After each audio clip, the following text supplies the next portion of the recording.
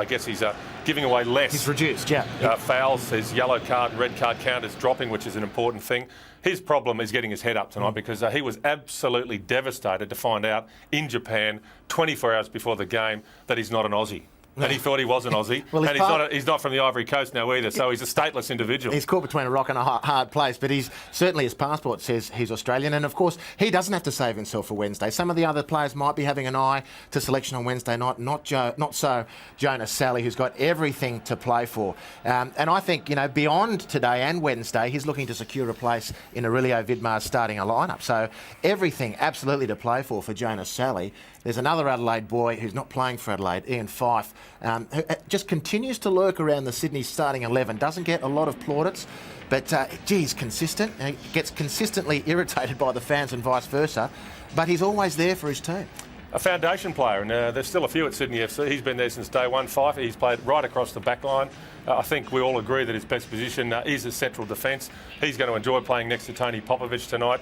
He has been consistent. He has been a solid trainer for 3 years. Doesn't get a lot of the headlines, doesn't get a lot of the glory, but certainly is an important player for Sydney FC. And, he's another player coming towards the end of his contract. So, like a lot of players who are in that situation, he's going to have to prove a few points over the next couple of weeks. The thing about someone like Ian Fife is that he signs a contract, earns a wage, and is there for selection every week. Rarely gets injured, always there to put out with for his team. Last week I thought his distribution was not to Ian Fife's standard, but his defending otherwise was quite good. He's got a job to do today against Adelaide, who have got a full head of steam after Wednesday night. Mike, what are you expecting particularly? How will this game very quickly be won? Well, I think Adelaide are going to play defensive and on the counter as they usually do. I think Sydney have got the advantage, and I think they're going to force it home. And I can see John Aloisi getting his first goal for Sydney FC.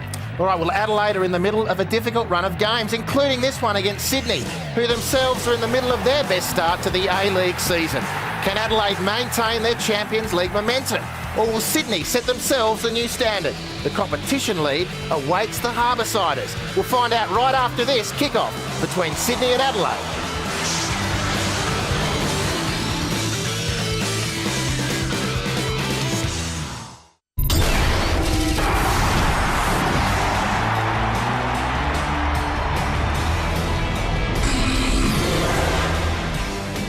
This program brought to you by Hyundai Santa Fe, built family tough. Carlsberg, probably the best beer in the world. Hungry Jack's, the burgers are better at Hungry Jack's. Pepsi Max, maximum taste, no sugar. Mighty Helpful Mitre 10, finally someone's fixing hardware. And Ballantine's Finest Scotch Whisky, official spirit of the Hyundai A-League.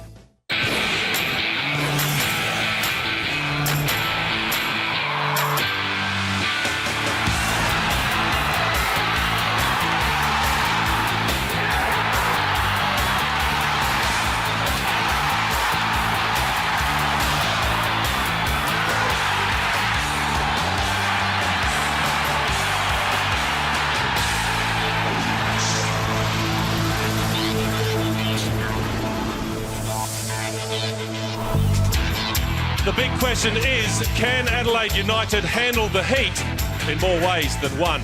Less than fresh after their heroic exertions in Japan midweek, the Reds are back on A-League duty and face unbeaten Sydney FC on a hot, dry, uncomfortable afternoon here at the Sydney Football Stadium. The home team have had the sleep. Can Adelaide dig deep? Well, let's look at the teams now, starting with the home side. It's an unchanged 11 from John Cosmeta, who goes again with a 4-1-4-1 formation. Clint Bolton is in goals. Shannon Cole is the right back in a defensive 4, which has Ian Fife and Tony Popovich in the middle and Robbie Middleby on the left. Screening the midfield is Stuart Mushalik. Then it's Alex Brosk starting on the right. Terry McFlynn and Steve Corrigan, his 400th game, providing the thrust through the centre. And Mark Bridge on the left, behind the lone striker, John Aloisi.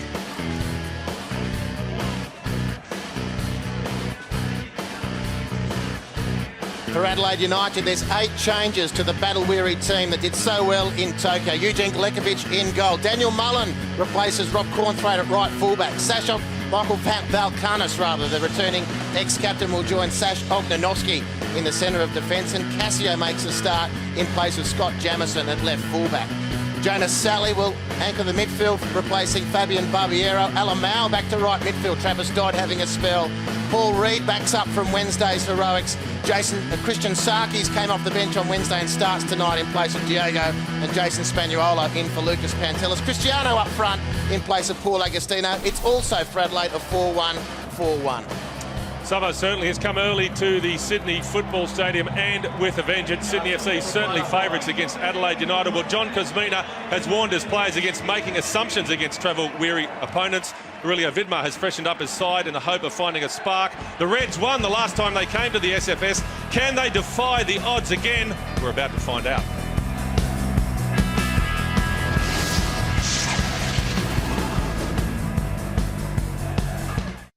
Not a cloud in the sky here at the Sydney Football Stadium. Sauna-like conditions. Current temperature 31 degrees, humidity 14%. The wind from the northwest at 35 k's an hour. On the bench tonight for the home team, the only change, Des Giraldi with that yellow bib. Brendan Santalab there as well. Matt Yerman, the second keeper, is Ivan Nasevsky.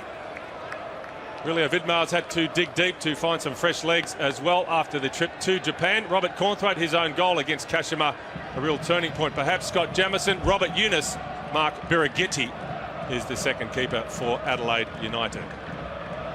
The referee this afternoon, Ben Williams. Sydney FC have never lost a game under this referee.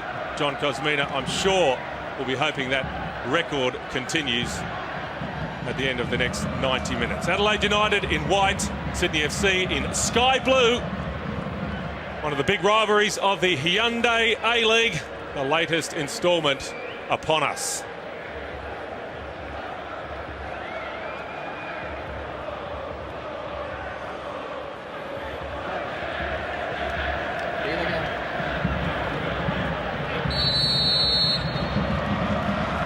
Eight changes to this Adelaide United side, no changes to this Sydney FC 11.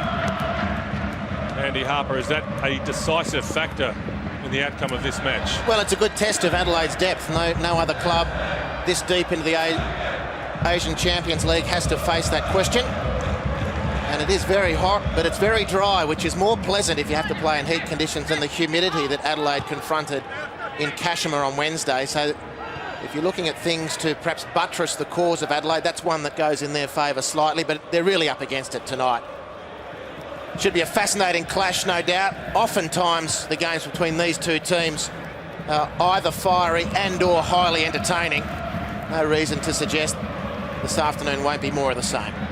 Well, Sydney certainly dominating the head-to-head against Adelaide. Played 11, Sydney have won 6 of those. Adelaide just the 3. 2 games have been drawn. Significantly, Adelaide have only ever won 1 game here at the Sydney Football Stadium, although that was on their last visit. Here's Cole inside his Brosk, starting on the right-hand side of that midfield 4 to be screened by Stuart Mushalik.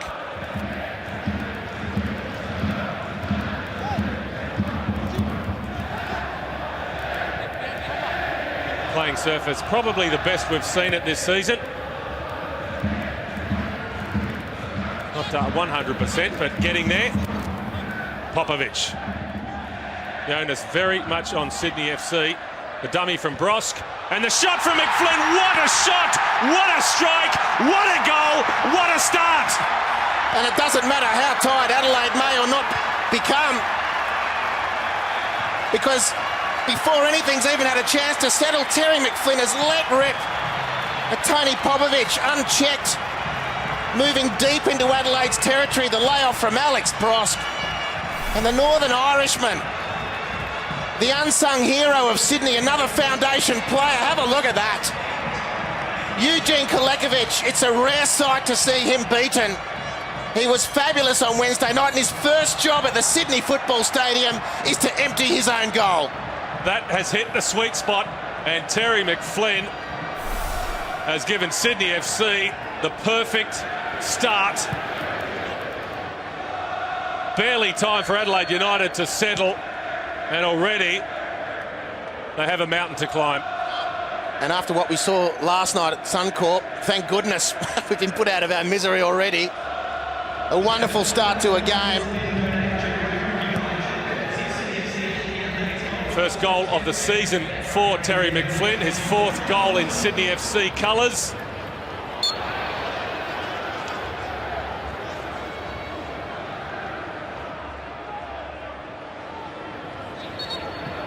Well, goals from distance haven't been an overwhelming feature of the Hyundai A-League. I must say, Terry McFlynn in the first season scored a beautiful chip against Queensland Roar at Suncorp.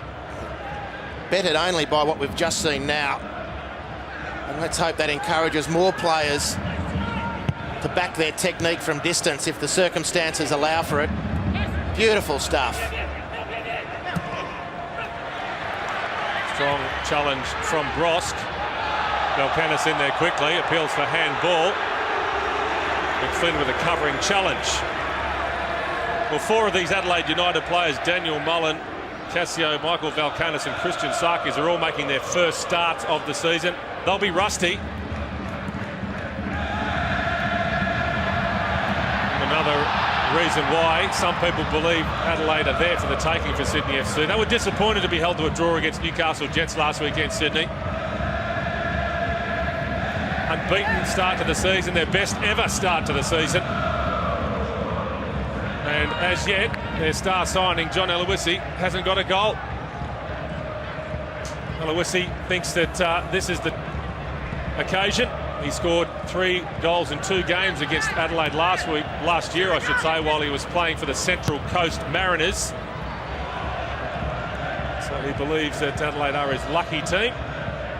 Well, Adelaide withstood a barrage of shooting from distance on Wednesday night, principally from the Brazilian Marquinhos. And none of them really tested Eugene Galekovic, and certainly, as the scoreline shows, beyond his capacity to repel. But Terry McFlynn has come up with something altogether different and has really set this game up nicely from the earliest of moments. Alan Marr is playing as a right midfielder for Adelaide, with Daniel Mullen at right back. Nice touch from Bridge. Now Aloisi.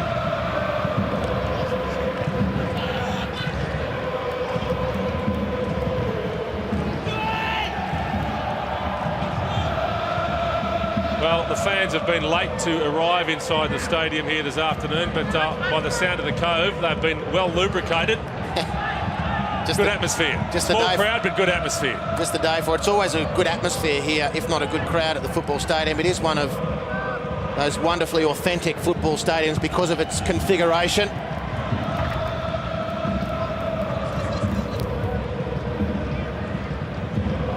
And just a word on the Cove, there was some self-administered justice in Newcastle last week. A flare was thrown from the section of Sydney fans, and a few of the Cove members took matters into their own hands and apprehended the culprit, which is good to see. They were praised by the FFA and the club for doing that, weeding out the troublemakers. Cassio, in the meantime, his attempted cross, first corner of the game for Adelaide. You're not espousing vigilantism in the Hyundai A-League, are you, Mike? Bit of summary justice. They've been wonderful, the Cove. Since day one of the A-League, have amassed behind the northern goal, the Paddington end of the ground. Could always do with seeing a few more of them, though. Here it comes from Reid to the near post. Cleared well enough by Cole. Now Corica.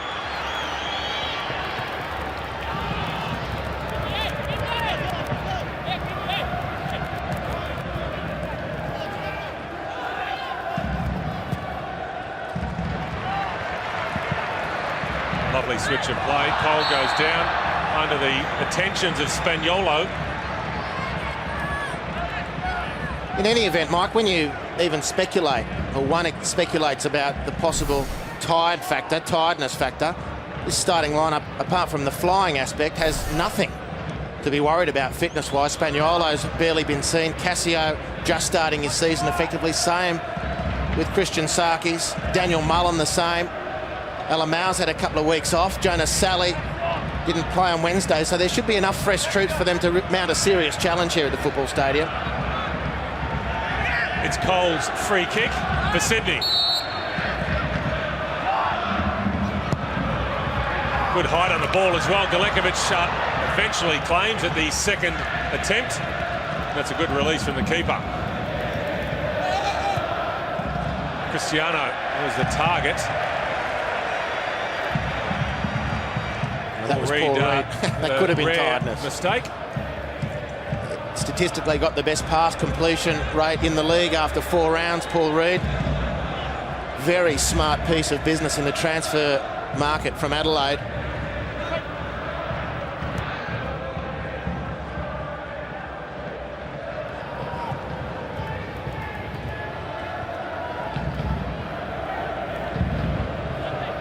Fife goes long. Bridges come off the wing. Decent enough header from Mullen. Here's Middleby, who I thought was absolutely outstanding against Newcastle last week. Robbie Middleby talking about Steve Corica and evergreen players. He's among them. Bross goes down. The referee may have had his view obstructed. Adelaide get the benefit of the doubt. Spaniolo.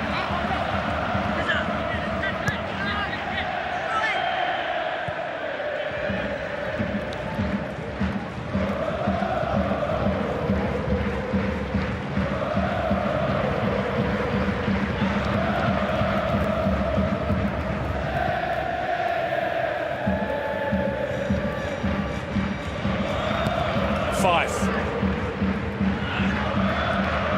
Poor first touch from Aloisi. Sydney have it back through Cole.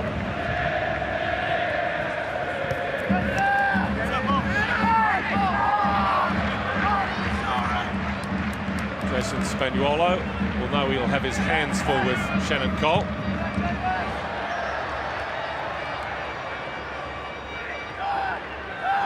No surprise that stat. Almost double the amount of possession Sydney FC. And they've got a reward with that stunning goal from Terry McFlynn.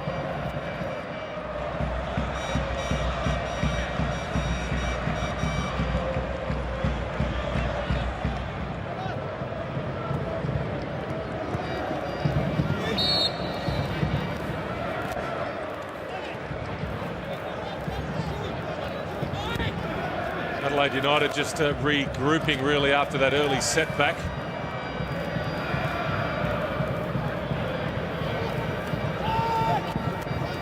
Unable to keep any meaningful possession in these first 10 and a bit minutes. The last thing they want to be doing in this heat is chasing shadows, chasing the ball. It takes plenty of petrol out of the tank.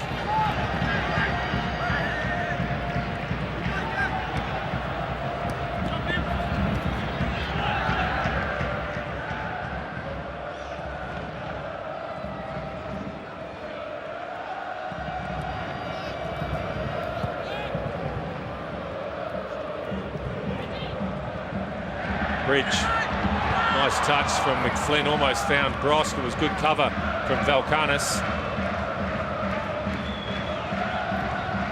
Sydney FC with all the ball. But apart from that long-range strike from McFlynn, they haven't really got in behind Adelaide United.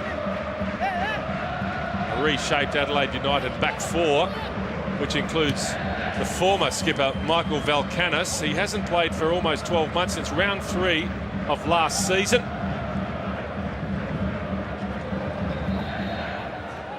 First time Adelaide have really got forward. Good work down the right from Alemao. Good positioning from Popovic.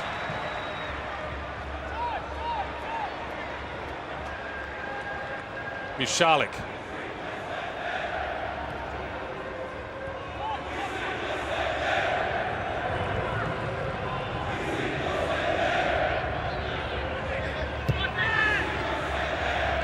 Brosk in space. Aloisi. Well, Galekovic made the save. It wouldn't have mattered anyway. Aloisi was flagged for offside. Well, a little bit of a concern with that whole attack from Adelaide's viewpoint. John Aloisi's first meaningful contribution. But Adelaide at the other end of the field let Sydney play out way too easily. And whilst not advocating, it's a very tight call, but Sarah Ho, the assistant referee on this side of the field, got it completely right. Without advocating Adelaide push high up the field for 90 minutes and harass and pressure, it's a big ask in this heat. There are times when you can't let your opponents play out. That was one of them. Adelaide let them out too easily, and Sydney just strolled up the park, releasing Aloisi, which was a good chance for them in the end. John Cosmina made the point this week that it's not just about Aloisi scoring goals, it's about the rest of the team reading his movement off the ball. That's where the real improvement lies. Well, he certainly stacked the midfield with this 4-1-4-1 formation to try and facilitate that. And fruit from that already, Mike. I mean, the goal, Terry McFlynn scoring from an inside right position, and that's exactly the brief he's been given in this reconfigured formation. Dropping deep here to try and receive the ball, but he'll also push forward and got the goal as a reward. Spaniolo. Good work from Spaniolo. Good recovery from McFlynn. Very good recovery. Well, that's a good sign, an encouraging sign for Jason Spaniolo,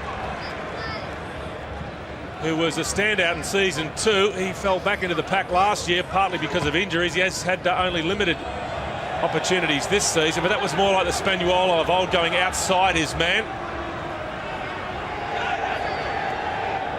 Cassio with the throw, looking for Sally, who's got the touch. Breaks nicely, Alamau.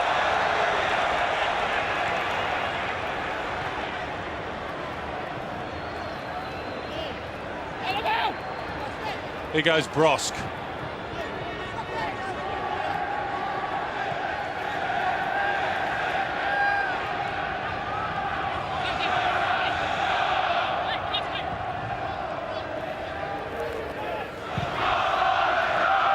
Driven ball by Michalek, and again Aloisi not quite timing those runs. Well, injury of course has slowed John Aloisi's progress since he joined Sydney FC. He missed the entire pre-season. Came off the bench against Perth Glory, got his first full game against the Jets last week. But of course, as the highest paid player in the history of this competition, he'll be hoping to get a couple of early goals. It always takes the heat out of the situation. Plenty of expectation around him, understandably, deservedly. Well, he's built a career exactly with that expectation, and he's never failed to score goals anywhere he's gone. But this is a new challenge.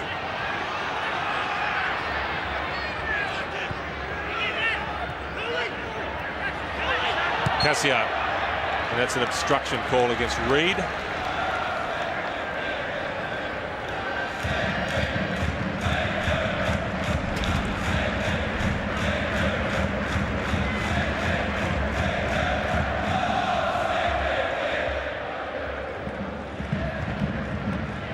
Charlotte drives it forward, and again that understanding that link play involving Aloisi not quite happening at the moment.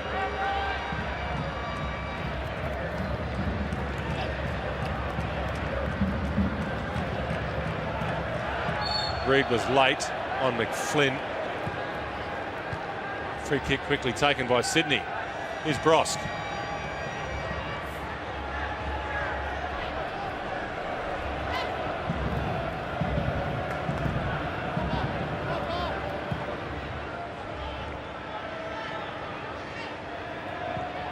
Lovely ball by Brosk. Middleby on the overlap. Clips it in towards the near post. Corica.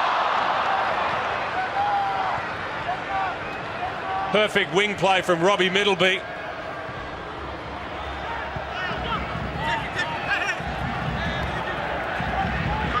Spaniolo. Good width in this game from both teams. Worrying signs for Adelaide fans, however. 3 points up for grabs here at the football stadium to stay right with Sydney and Melbourne at the top of the Hyundai A-League. 5 fouls they've had to commit to try and stem the tide. Understandably, they're looking a little sluggish, but they're going to have to find an answer to that quickly. Sydney's build-up is too easy for the home team at the moment. They need to get closer. They need to force a physical contest. They need to knock Sydney off the ball, and when they get the chance to start playing themselves, at the moment, they're pretty much playing the role of passive defenders. They'll get punished if they continue this way.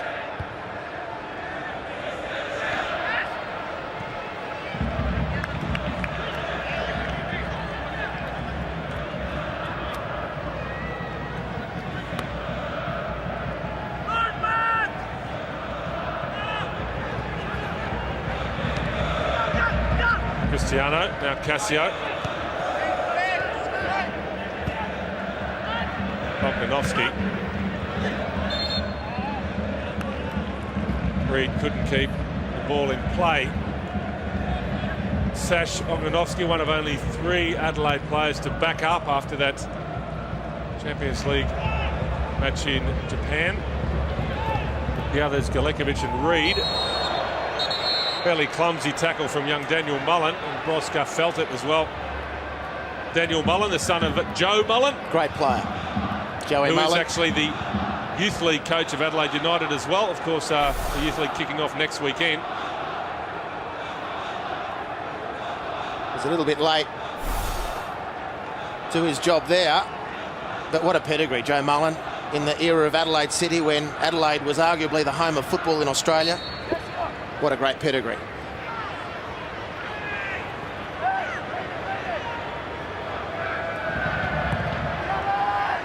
Free kick from Cole. Good header from Valkanis. Sarkis needs to keep the ball here. And here is Mullen. The up and under.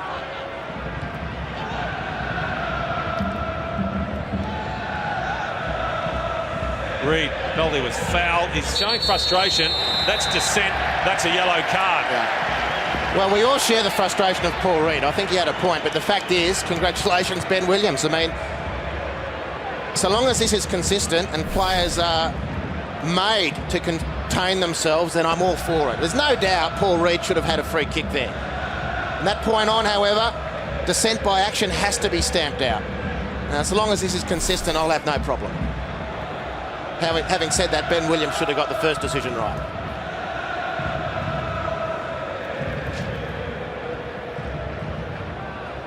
Second yellow of the season for Paul Reed.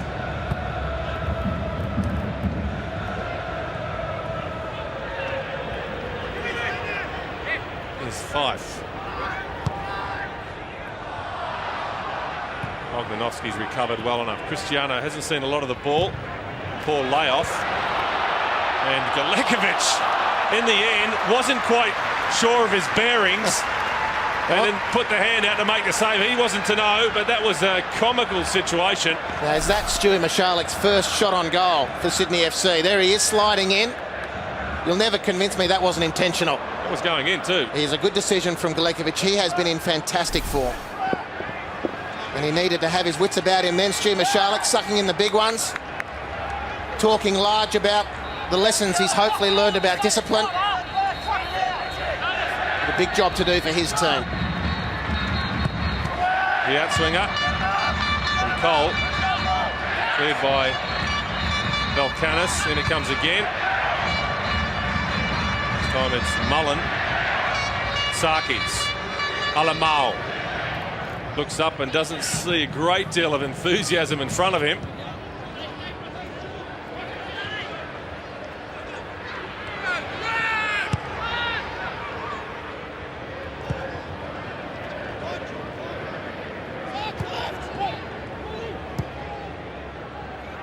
Brosk.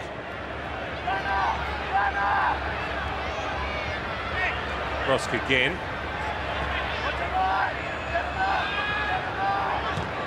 Ridge. Valkanis with the sliding challenge. Might have been an argument for advantage. You'd reckon so. You just reckon another second of pause from Ben Williams just to see if Alex Brosk's situation opened up for him. No doubt, free kick. Michael Valkanis at least showing some urgency because they're treading a very tight wire, Adelaide, at the moment. There's 8 fouls against 1 by the visitors, but there's not the intensity required, and that's a misleading stat potentially. They've got to get a lot closer to their Sydney opponents. Taylor made this one for Shannon Cole.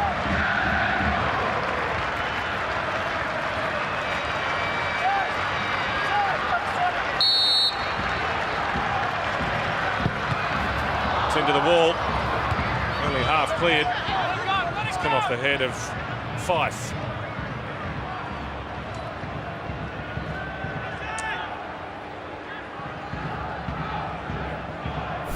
Well, one of the points that John Cosmina was making to his team was to have more of a lash from distance. They've got the fewest shots in the league out of all the 8 teams, Sydney FC. Few shots on target. That was very much on target for Terry McFlynn. No chance for Galekovic. And that is a wonderful goal. You could even by see, any standard. You could even see on that replay, though, just the unencumbered progress Tony Popovic was able to make deep into Adelaide's territory. They've really got to switch on the Reds. Equally, it's a big test, Mike, for Sydney. You know, have they got a sniff of blood that's on offer here? Do they want to close the game out even in this first half? Put Adelaide under immense pressure. Haven't really done it. They've knocked the ball around. They haven't really exerted themselves.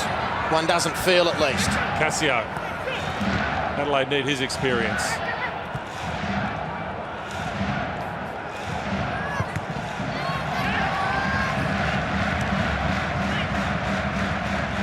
Elkanis. Cristiano certainly looks a bit sluggish for Adelaide United.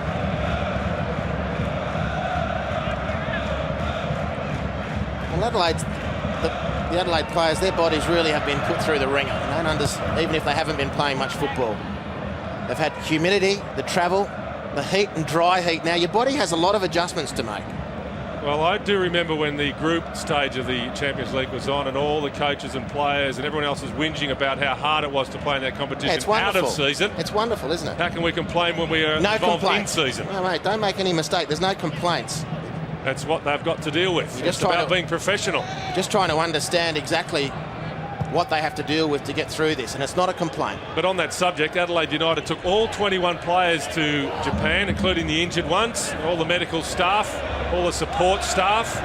No expense has been spared. They've been planning this situation since the middle of the year, Adelaide United. Yes. And they've done a pretty good job. They have. In the strategy. It's now up to the players to prove that those strategies can work. Well, all the money in the world and preparation in the world, Mike, doesn't change the fact that your body clock has to go through different zones. You have to deal with humid heat, then dry heat, plus the recovery factor. It's a tough one. Vidmar's done well so far. His team is behind the 8 ball so far, though, at this football stadium. Sakis with the free kick. Bolton with his first action of the game.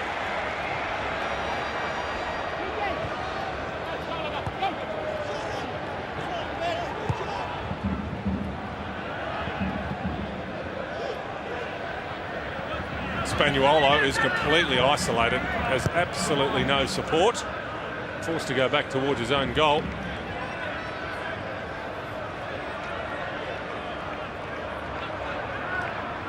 And this, I must say, on the topic of expansion, is what North Queensland brings, in one sense, to the A-League next season.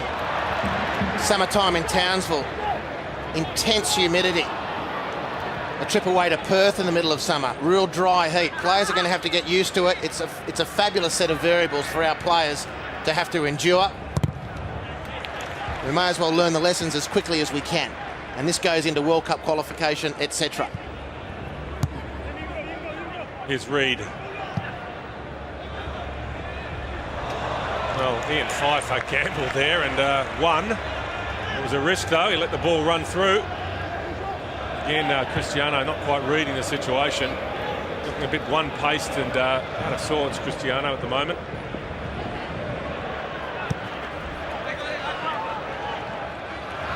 Here's Cole. Cuts inside Cassio. Good ball from Cole as well. Aloisi didn't get there first. Breaks for Bridge.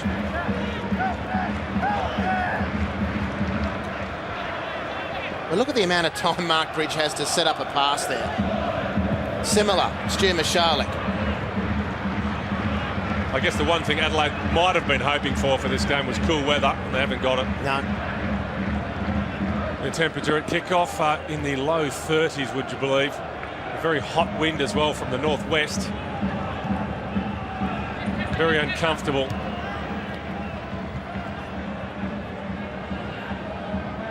Adelaide only arrived back from Japan early yesterday, and they couldn't get into their hotel rooms until early afternoon as well. They trained last night. Hopefully got a decent sleep last night. Spagnuolo's cross, cut out by Fife.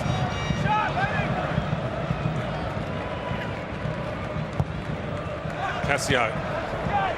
Come off Middleby. Here's Bridge. Now Corica.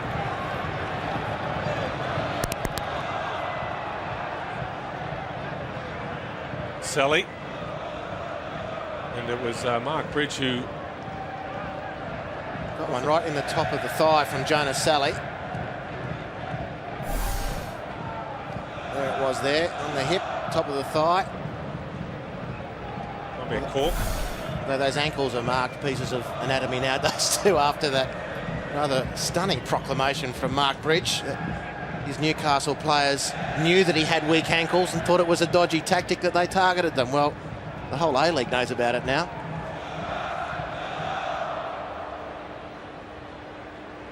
Edging close to the half-hour mark here at the SFS. A wonder goal from Terry McFlynn, providing the difference. Adelaide have looked out of sorts, but Sydney haven't really capitalised. Here's Sally. Corica in his 400th game. 16 years as a professional, Steve Corica, since came down from Innisfail in North Queensland to play for Marconi after a spell at the Australian Institute of Sport. His career has taken him to England, of course, Japan as well. Absolute ornament to the game. And by his own admission, probably enjoying his football now more than ever. Well, look at that stat, the possession now favouring the away team, which does illustrate that Adelaide might have settled down finally. Cassio's free kick is an ordinary one.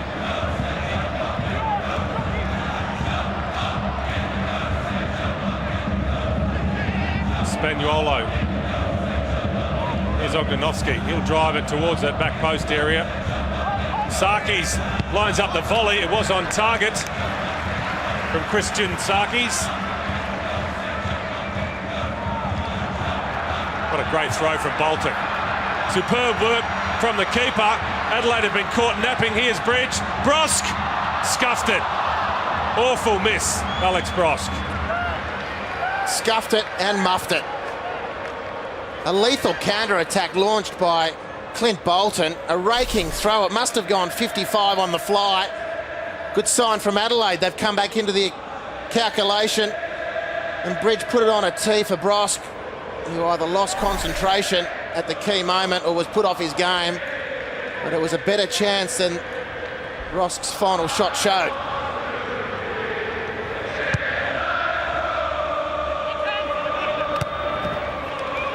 Aurelio Vidmar will be buoyed by the fact that his team is still in this game.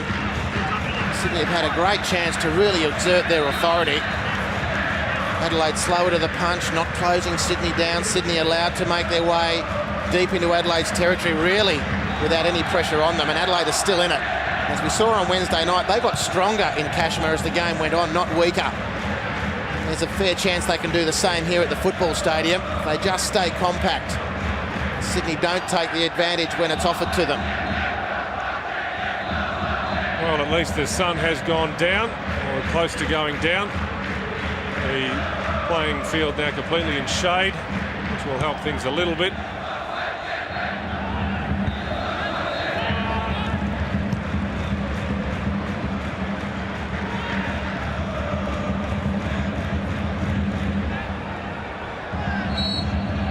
And ball against Brosk.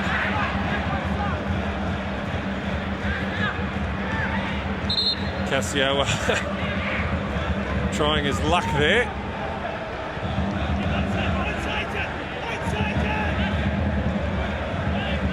He's got more to give, Cassio, hasn't he? Both Cassio and Cristiano, who are pretty disappointed to be left out on Wednesday night. Well, the best way to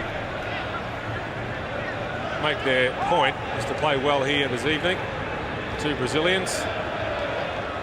As yet, we haven't seen much from them.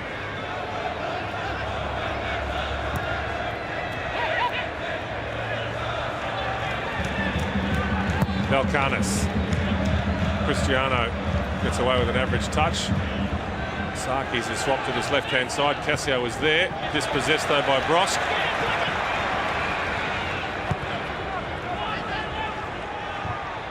Well, Terry McFlynn, pretty feisty customer. He ran into a brick wall there in the form of Jonas Sally. Got up pretty quickly. Corica.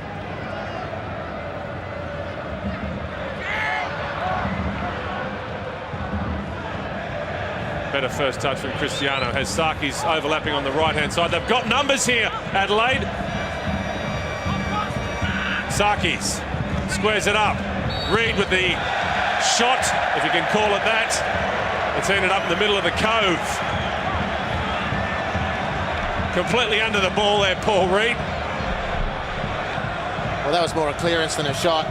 And Mark Bridge should be breathing a very big sigh of relief. It's a very sloppy turnover in attack. And Adelaide had quite a nice counter-attack that opened up until Paul Reid blazed away.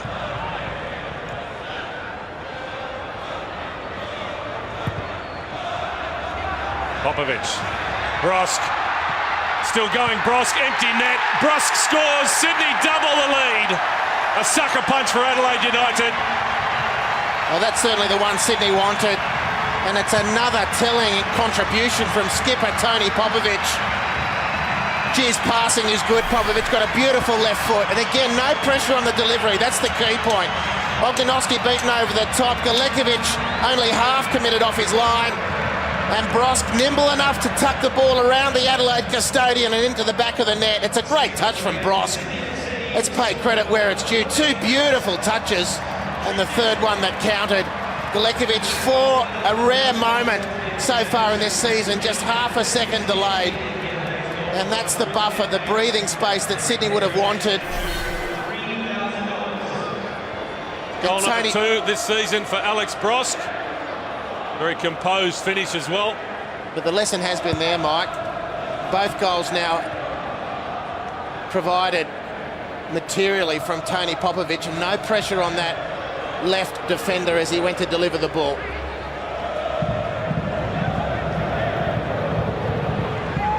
Reid. Adelaide desperately need a goal before the break. Give themselves a sniff.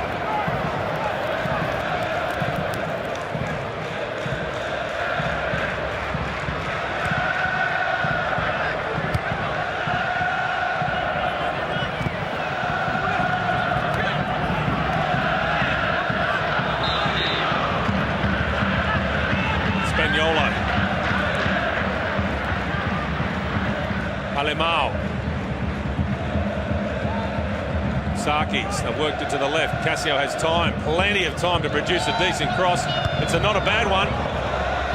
And Middleby got the angles all wrong with the header. Corner, Adelaide. Well, we probably suggest that Popovic blinded him slightly and it came off the corner of his forehead, if I can describe it that way, from Rob Middleby.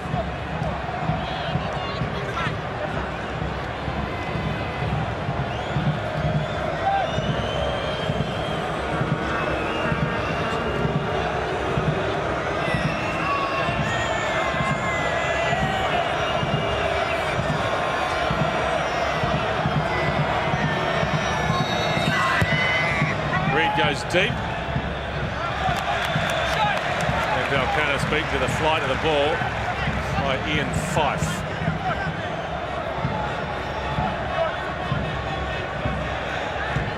Difficult year for Michael Valcanis. Not only lost his spot in the team, lost the captaincy as well.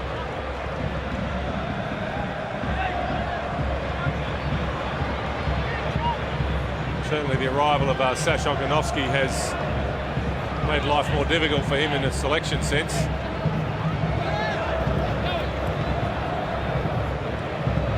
Sarkis.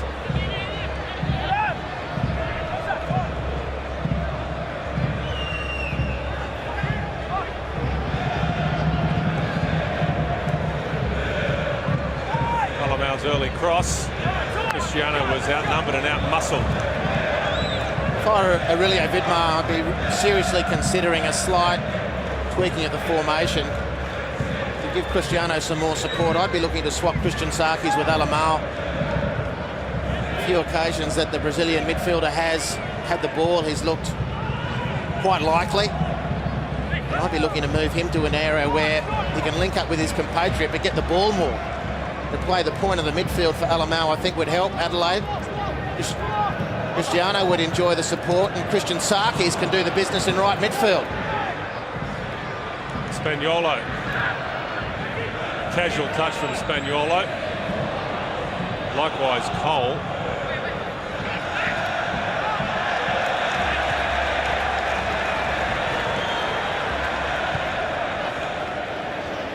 Brent Bolton showing some handy footwork.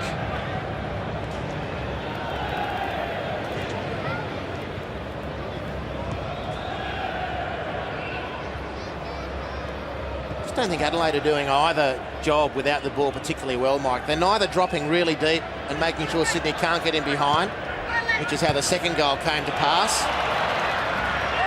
Here is Gorica in behind. Here is Brost, the goal scorer. McFlynn. And neither are they pushing high up the field and trying to force the issue across Sydney's backline or at Michalik's position at the base of the midfield, which is understandable given everything. But they're in this half area defensively, which is neither putting pressure on Sydney nor protecting behind the back of their defence. And I think Vidmar's got to decide one way or the other. The point being, if he set his team up to get a draw here today, it's this 2-goal advantage for Sydney's obviously changed the complexion of the match. What does he do? How does he react? Well, I've already suggested that I think Saki should move to the right and Alamau needs to get...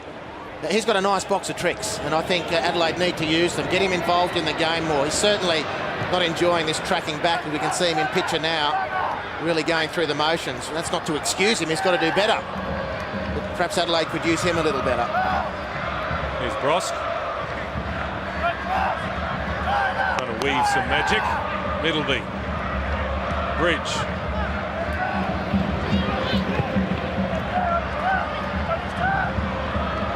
Six shots to 3. No surprise that with Sydney in the ascendancy. 2 of those shots have resulted in goals. Cole, look at the flight and the height of that cross from Shannon Cole. Boy, he hits a dead ball sweetly. That is dream stuff if you're a centre forward or if you're a player in the middle there. Well, doesn't get much better than that. I want to congratulate Alex Brosk here, because the way that Shannon Cole hit this, it had a really late swerve. And Brosk was the only one to read that swerve really late in the piece. He did exceptionally well to get to the ball. He's frustrated that he didn't do better with the chance in the end, but a lot harder than it looked.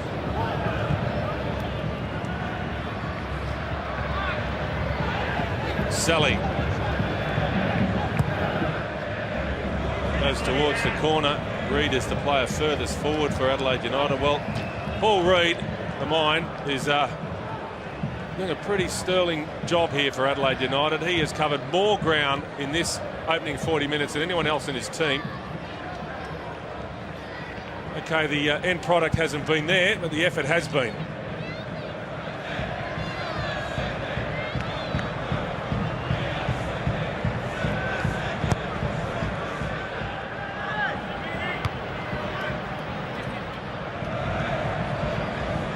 Popovic has made the mistake. Cristiano off the post. Maybe it's not meant to be Adelaide's day. That was the lifeline they needed. Yeah, it's a cruel game. It's a cruel game. You're chasing a 2-goal deficit. You're finding the heat difficult and the opponent superior, and you get a half chance at goal, and you do very well to get your foot on the end of the ball. And if it's not a man in blue or a goalkeeper in black, it's a post in white.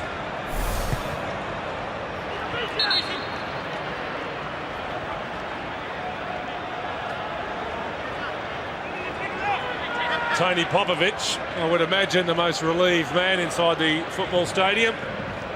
That led off. A reminder that they're not home and hosed just yet, Sydney FC.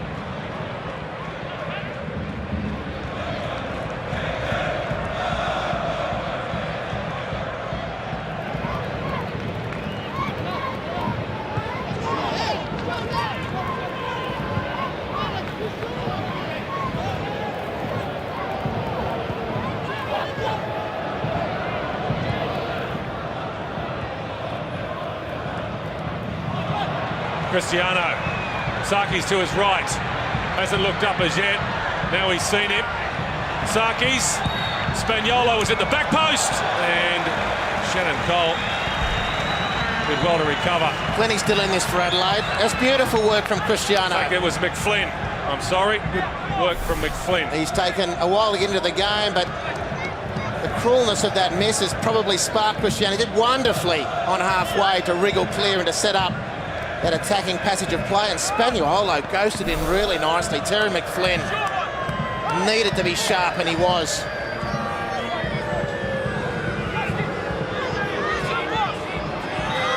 Reid out to Cassio, who's now in two minds. Reid lumps it to the back post. That's cleared the head of Valkanis. And it's beaten him over the sideline.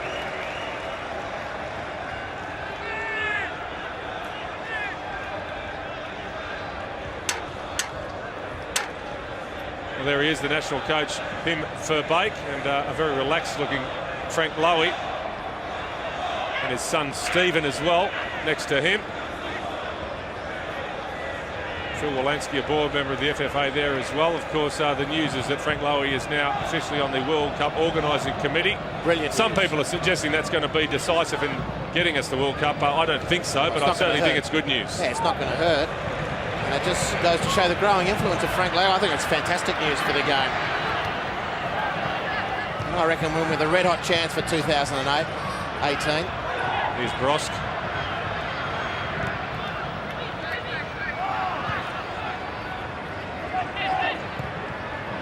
Lovely ball from McFlynn.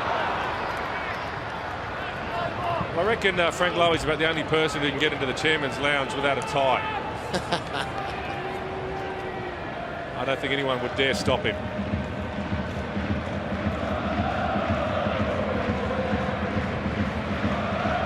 And Stephen as well.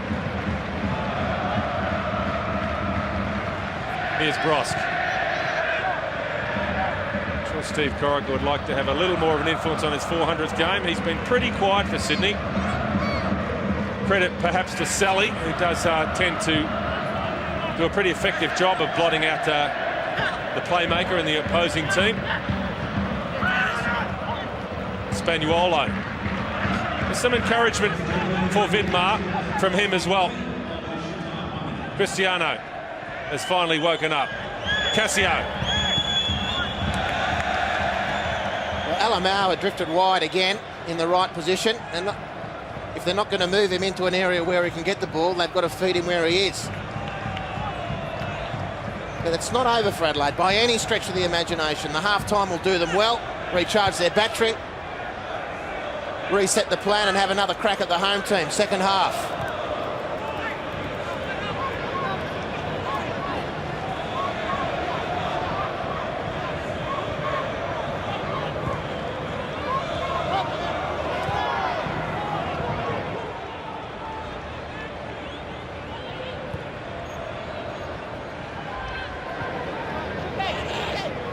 Here's Charlotte.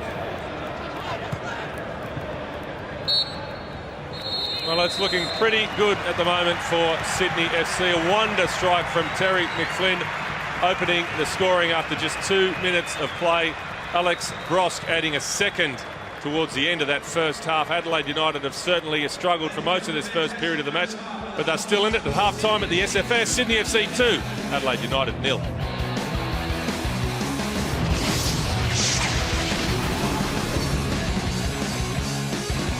Half-time. Time to grab a Hungry Jack's Whopper. The burgers are better at Hungry Jack's. Tough gig for Adelaide United, having just returned from Japan yesterday. They now find themselves 2 goals down at half-time here at the Sydney Football Stadium. And maybe those faces tell something of the story. Sydney FC certainly are the better side in the opening period of the game, and they got their reward as well. These are the half-time stats. Possession, no surprise, that favours Sydney FC. Somewhat of a surprise, Adelaide had more time in the opposition half and more corners in the game as well, just 3 offsides in the match. 2 of them, interestingly, to John Aloisi. 12 fouls in the game, just the 1 yellow card from Ben Williams. That went to the Adelaide midfielder, Paul Reid. Well, Sydney wanted to get off to a good start, and boy, didn't they get off to a good one. Terry McFlynn, wonder strike. Well, just to look at how much Tony Popovic, how much time he has to set this play up. The ball to Brosk has no pace on it either, and the finish from McFlynn, well, let's celebrate that. That was wonderful stuff. Doesn't score a lot of goals, Doesn't score a lot of spectacular goals. Pretty hard-pressed to beat that this season. It was fantastic stuff, but the warning signs were there early for Adelaide. Tony Popovic, too deep, too easy, and Brosk, too easy with the setup, and a beautiful finish it was from McFlynn. Isn't that a great sight in football? A clean strike of the ball into the back of the net. First goal of the season for Terry McFlynn, one he'll remember for a fair while, I'm sure. Sydney dominant, of course, in this first 20-25 minutes of the game. One of Adelaide very much playing on the counter. And Stewie Michalek, does that count as a shot? Well, it must do.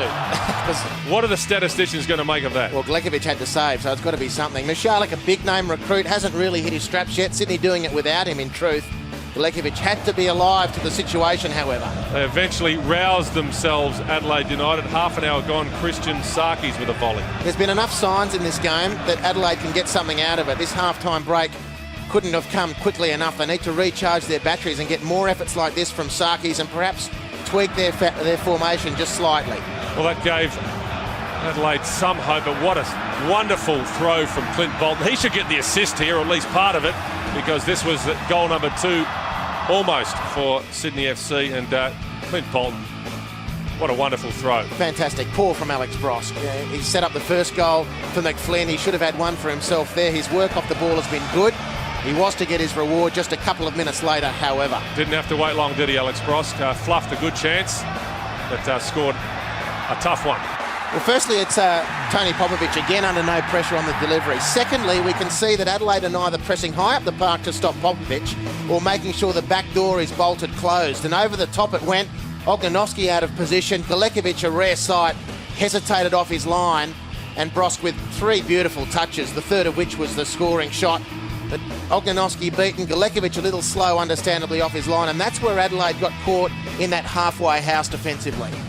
The 2 very tidy goals from Sydney FC. Alex Brosk has been the man most likely for them. Been a quiet first half so far from John Aloisi, and it was Brosk again on the end of a superb cross from Shannon Cole. It's an excellent effort from Alex Brosk because Shannon Cole has left nothing to chance with this ball. It's all lace and instep and slight curve away from Brosk, and he reacted best, and it was a tough kick just to get his head on the ball. He did well ultimately, Brosk.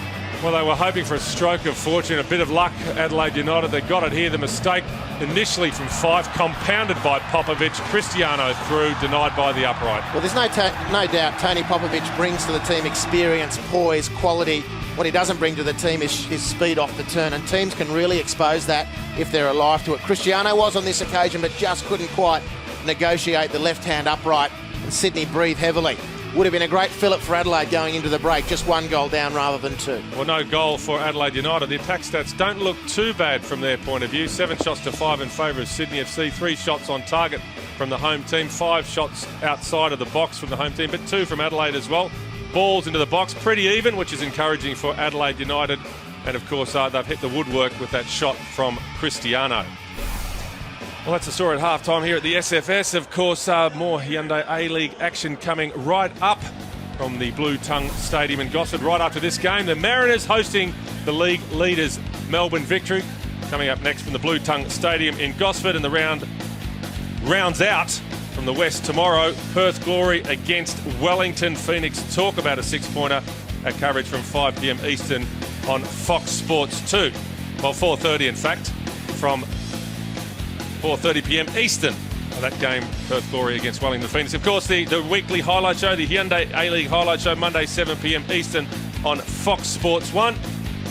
And a day later, a wrap-up of the weekend. Join myself and Andy Harper and the rest of the team. Fox Sports FC, Tuesday 7:30 p.m. Eastern on Fox Sports 3. And the football just keeps coming here on Fox Sports. Massive game this for Adelaide. Massive game for Australian football, the second leg of the AFC Champions League quarter-final from Hindmarsh Stadium in Adelaide. Adelaide against Kashima Antlers. The coverage from 7:30 p.m. Eastern on Fox Sports 3. That's the story about Australian football. What about the EPL?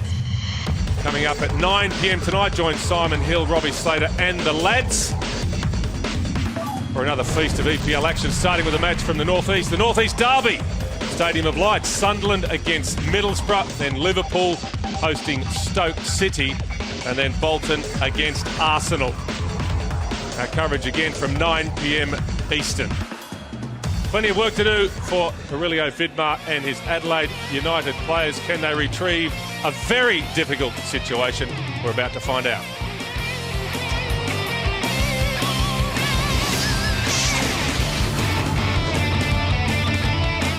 Well, he may be from Northern Ireland, but there's more than a hint of Brazil in this shot from Terry McFlynn. A goal worthy of any stage, and one to remember from one of the genuine nice guys in the game, Terry McFlynn. Of course, it sets Sydney on their way.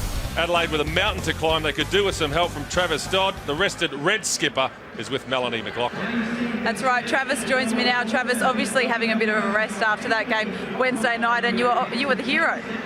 Yeah, it was a great result by the boys. We got a precious away goal, and we come into the second leg pretty confident that we can do the job.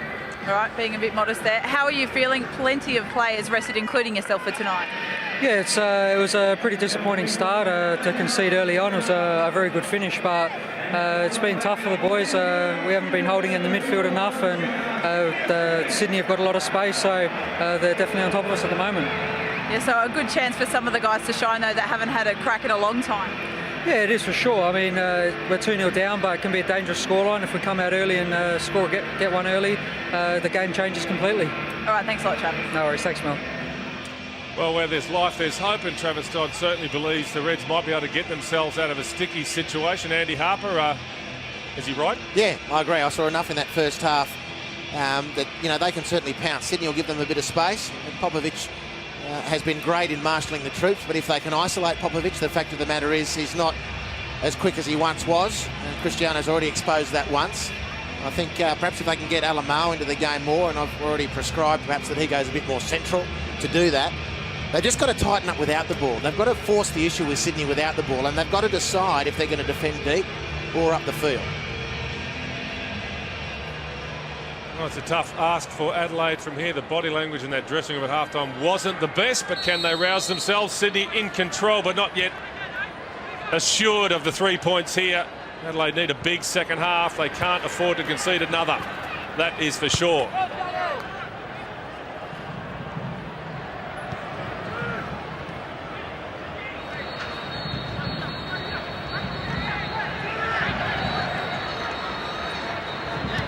No changes made by either coach at half-time. On the bench for the Reds tonight, Scott Jamieson, Robbie Cornthwaite, Robbie Eunice.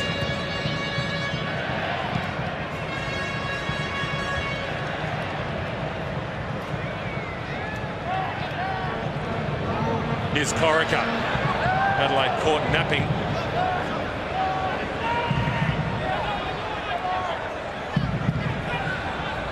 Cassio.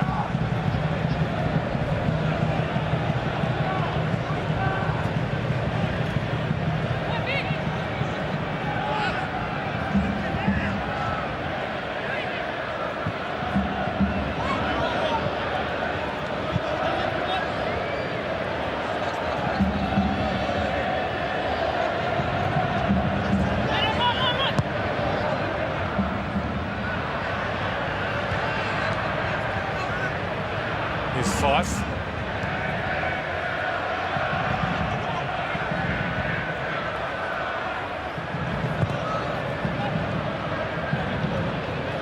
Well, we've talked about what Adelaide need to do, specifically in Sydney's half. What about John Aloisi? They need more from him. Hasn't really been in the game.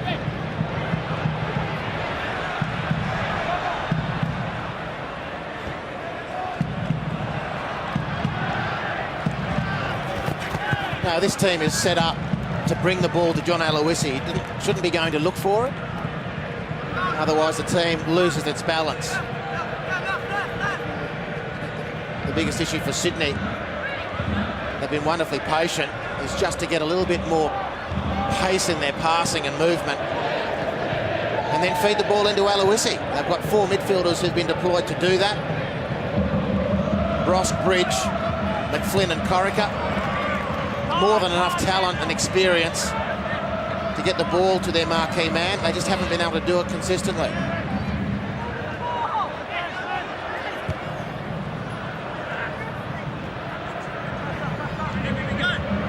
Mullen. second appearance of the season for Daniel Mullen. First start.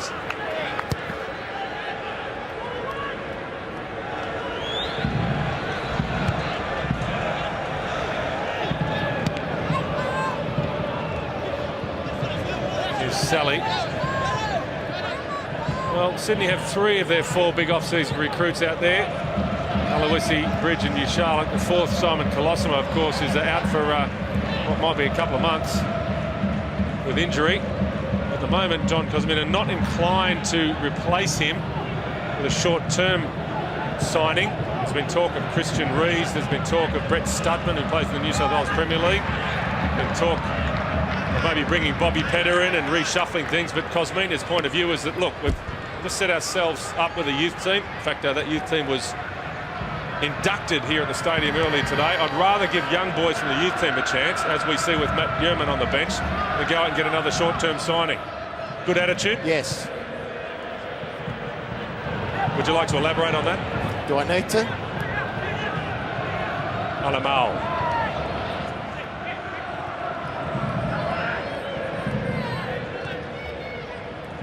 Here's Charlick. Here's Cole.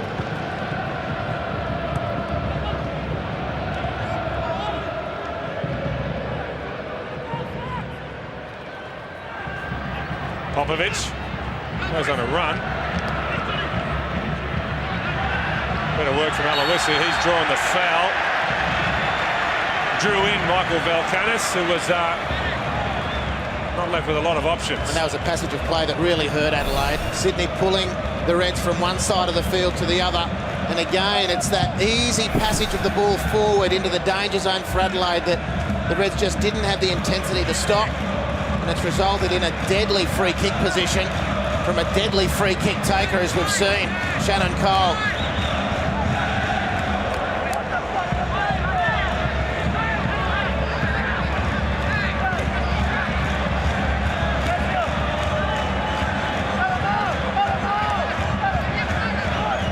It's Cole. Who else?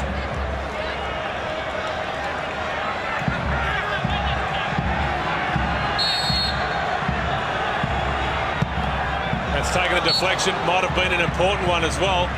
Corner, Sydney. It's a very skinny 10 metres as well from the place of the free kick, in my opinion. Well, that's what the Sydney players are saying to Ben Williams right at this moment. It's come off Cassio, who might have been about 3 metres from the ball. And Maradona couldn't get the ball up and over a wall and down on goal in that space.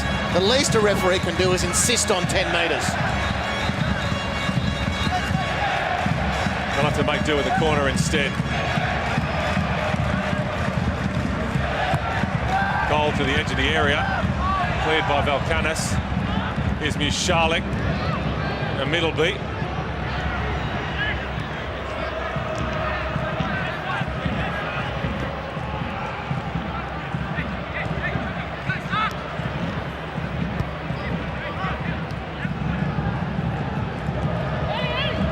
Fife, look at the room for Ian Fife. Spagnuolo very slow to get across. Cole. It's a ball towards that near post area, and again, Aloisi complaining about the service, but they needed some sort of near post run from Sydney there.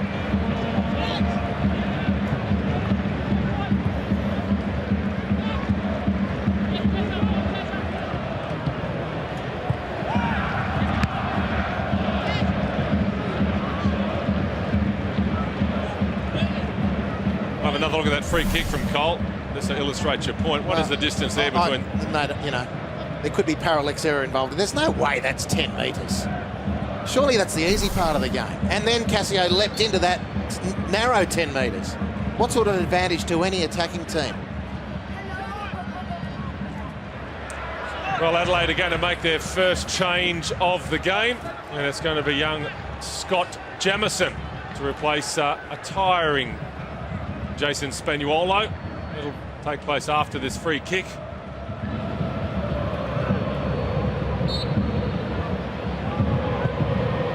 Sarkis goes deep, straight down the throat of Clint Bolton. Catching practice for the goalkeeper.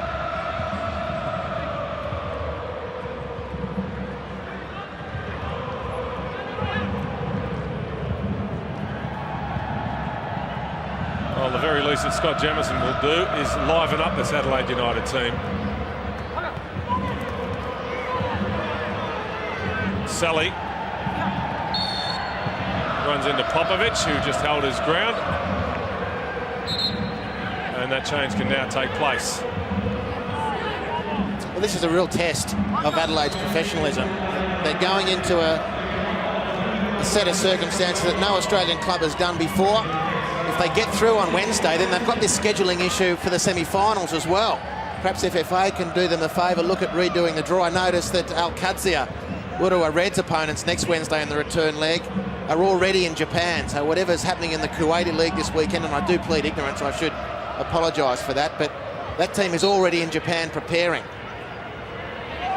Adelaide are going to face these difficulties again if they get through on Wednesday. Well, the lead-up work was good from Alamau. The last pass was disappointing. And the point being, in trying to fight both campaigns, they can't kiss the A-League goodbye for season 4, surely. As much sympathy. There are those Sydney FC youth team players, or in fact some of the reserve players, Mikey Enfield, Chris Payne, Nick Satalios. Some of them will be playing youth league football.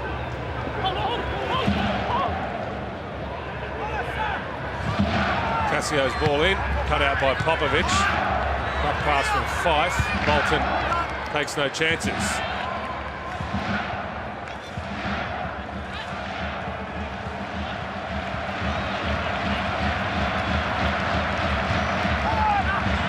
Good work from Jamieson, making an immediate impact. A look at the room here for Corica. We don't want to labour the point, but that's 30-40 metres between him and the opponent when he picked up the ball. Bridge. Good ball from Bridge. Aloisi didn't attack it. He was able to do that, Mike, because Jonas Sally's pulled up lame. He's down on his haunches in the centre circle. Did have an injury problem going into this match, Jonas Sally.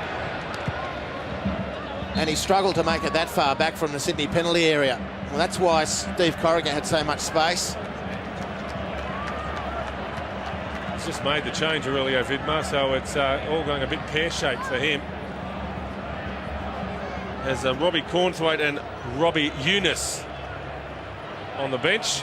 It's going to be Eunice by the looks of things. There'll be a reshuffle. Probably Paul Reid will have to drop back into that role.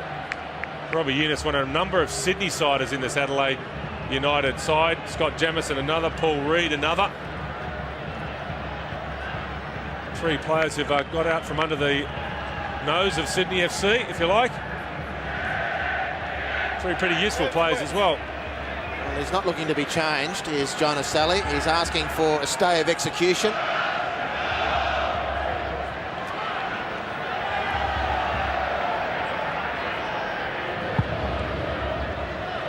Well, he's not getting any treatment at the moment, Sally.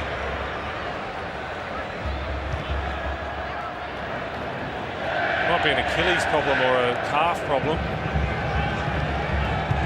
Says he's going to be okay, but for the moment, Adelaide are down a man.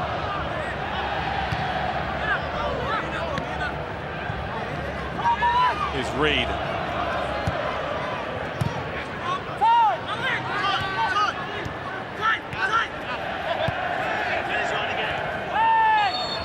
Fairly rudimentary challenge from Robbie Middleby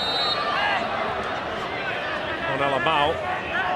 Of course, Robbie Middleby squaring up to Paul Reid. They're teammates from the famous Wollongong Wolves team, unstoppable Wollongong Wolves team of the late 90s.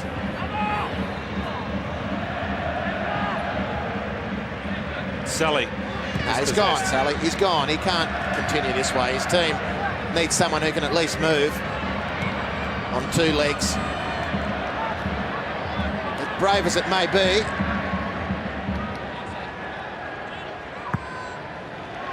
he's labouring, most definitely.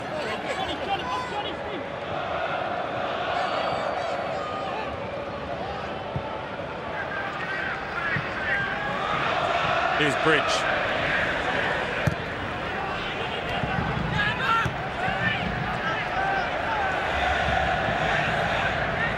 Here's Charlie. Grosk.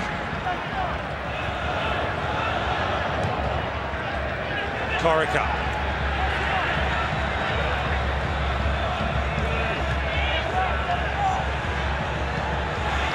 Here's Charlick.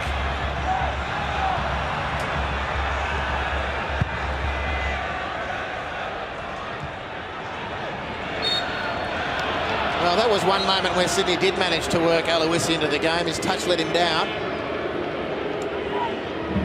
Robbie Eunice will come on for Jonas Sally. This will make for an interesting bit of reading to see how Vidmar shuffles this around.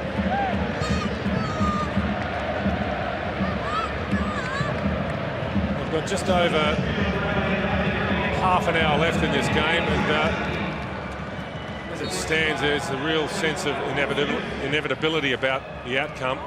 Just haven't been able to fire up Adelaide United.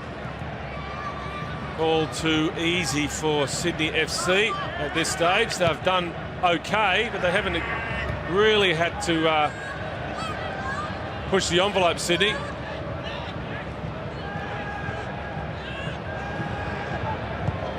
Jamieson. That's a poor ball from Scott Jamieson, who I thought was outstanding on Wednesday, but he had Cassio to his left. The young players, well, it's not always restricted to young players, this facet of the game, but you just need to reward players who've made a run into good space rather than trying to hit difficult diagonal balls which end up going nowhere. Feed your teammate. Supply the ball to the man in a good position, and that was Cassio, and Scott Jamieson ignored him. The attack came to nothing. And this is a sign of where Adelaide are coming unstuck this evening at the football stadium. Wonderfully in sync on Wednesday. Not so tonight.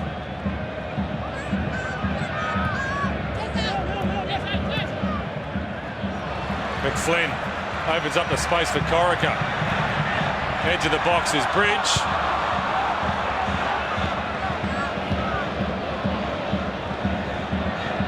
Brosk.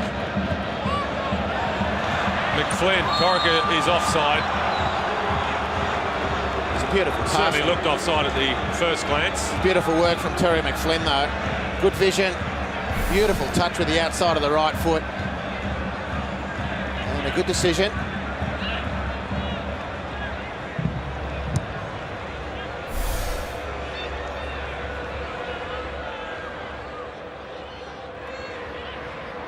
Three offsides for Sydney so far.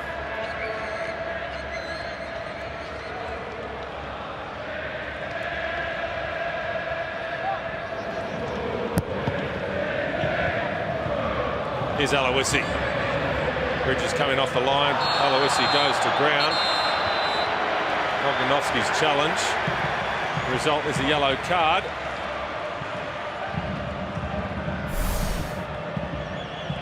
There's Big Sash. Ooh. A big meat cleaver across the back of the neck, was it? Wow. Not sure how your knee's going, John Aloisi, but what about the back of your neck? He's found it tough tonight, Big Sash.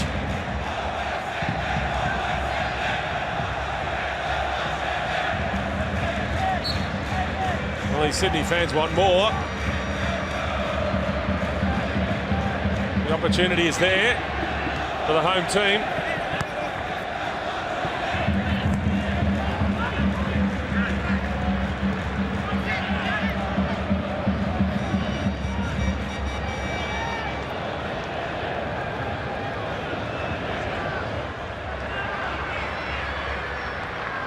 Well, to Aurelio Vidmar's credit, he's now looks as though he's gone for two up front, finally. They do have to chase the game. Don't have a great deal to lose. May as well throw a little bit of caution to the wind. Eunice is up alongside Cristiano. Eunice is caught by the flag. Top goal scorer in the New South Wales Premier League this year with Apia Leichhardt, Robbie Eunice. And there is the possession stat from the last 5 minutes, which clearly shows how easy it's been for Sydney FC. They've done it well, Sydney, and they're looking comfortable. Rarely has there been a long ball hit and hope. They've been very patient. Adelaide haven't put them under the pressure that would make them change that approach. You can still only do with what's in front of you, and Adelaide haven't put much in front of Sydney in that sense. Jonas Sally in the dressing room getting some further treatment. Doesn't look good for Wednesday night.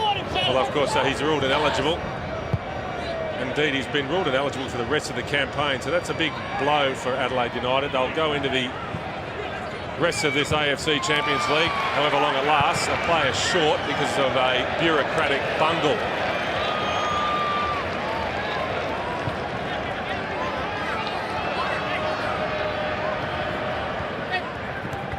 There's Christian Sarkis. That's better harassment. That's better intent to close an opponent down. Adelaide haven't done it well enough, and I just think on Sarkis, along with Alamau, but particularly Sarkis, who's playing at the top of the diamond, he's now the point man. He's an Olympian as well. There's much expected of this young player. Hasn't had a lot of A-League exposure, but the time is running out for him to confirm the potential. That sounds like a drastic thing to say, Mike, but he's got to grab this opportunity by the horns. His team needs him. It'll be a great chance for him now to stake a claim, to control things, to get the Reds back into the contest. And he's in the position where he can do that.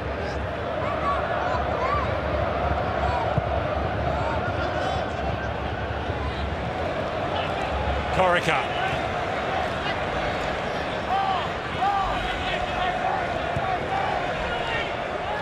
Here's Charlock. That's good give and go from Steve Corica. Not picked up by Adelaide United. Sarki's very slow to get across there. It's going to be a corner, Sydney. He might have released the ball earlier, Steve Corica. He had Nick Flynn, I think it was, on the edge of the area, waiting and hoping. 3 corners apiece now.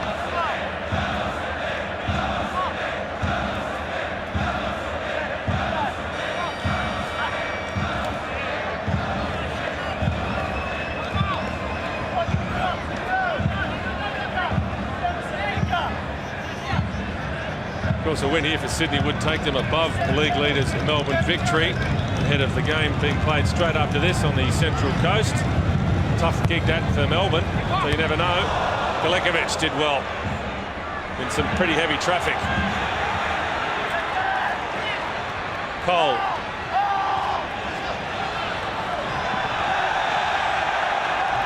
Still going, Shannon Cole, and that's a corner. Very quickly becoming a crowd favourite, Shannon Cole. Well, why not? With more efforts like this, he'll only grow in stature in the eyes of the Cove. And he's looked to commit. Alamau didn't quite come off the trick part of it, but the perseverance certainly paid off for Shannon Cole. Another in-swinger for Galekovic to deal with.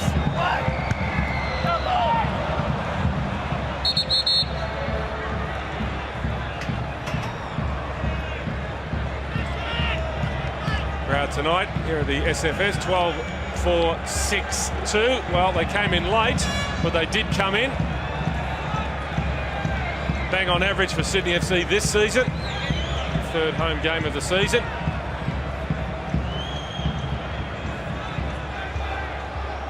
Crowds across the A-League are down 12% at the moment, but of course there has been a big overlap with other codes. You know, we're all hoping they'll pick up in the next couple of weeks.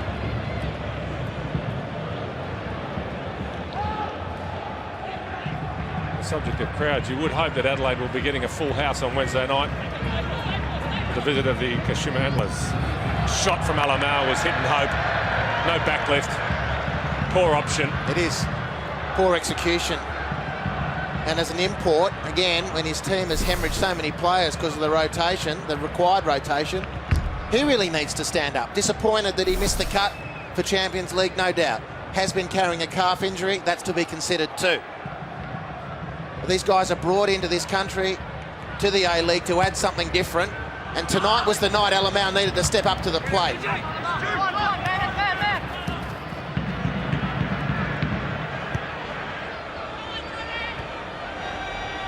Well, there's really no one at the moment for Adelaide United who wants to grab this game by the scruff of the neck. That is the problem.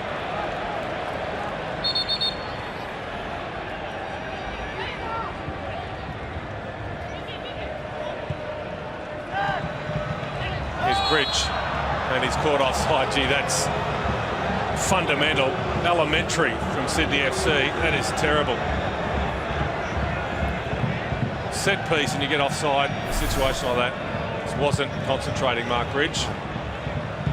That's amazing. Amazing sloppiness from Mark Bridge.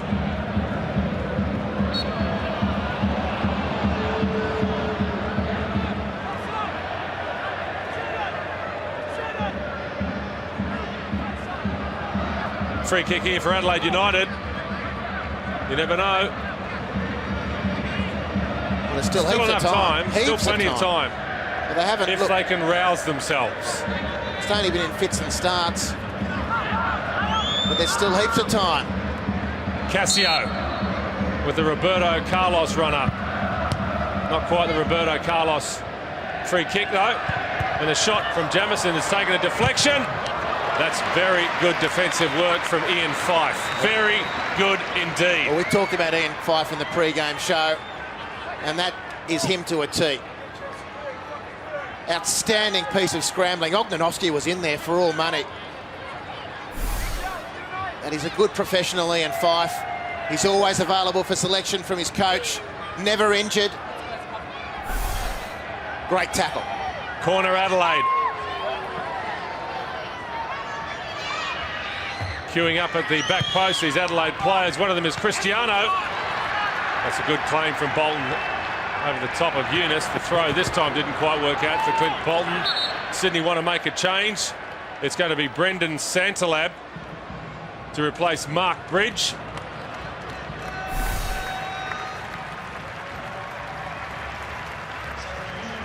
What about a high jumping effort there from Stevie Corica?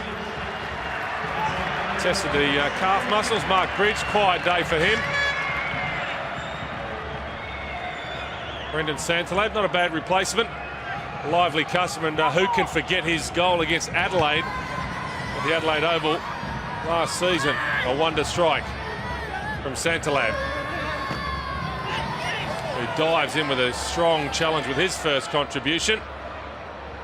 New Charlotte, and that's about 3 or 4 chops by Robbie Eunice at the heels of New Charlotte, who's been annoyed about the first challenge from Brendan Santalab.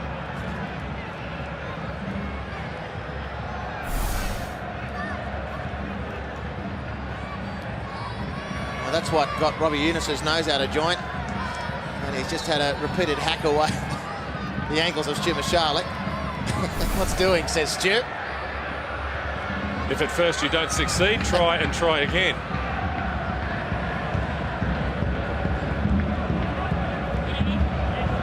Alemao goes over the top, and in fact Cristiano might have got there first. Bolton called it. Was quickly off his line. Middleby.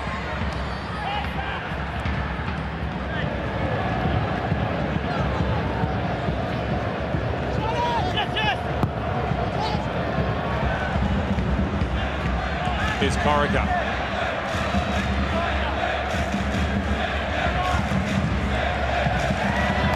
Well, he hasn't been great tonight, Paul Reed, but his attitude has been first class.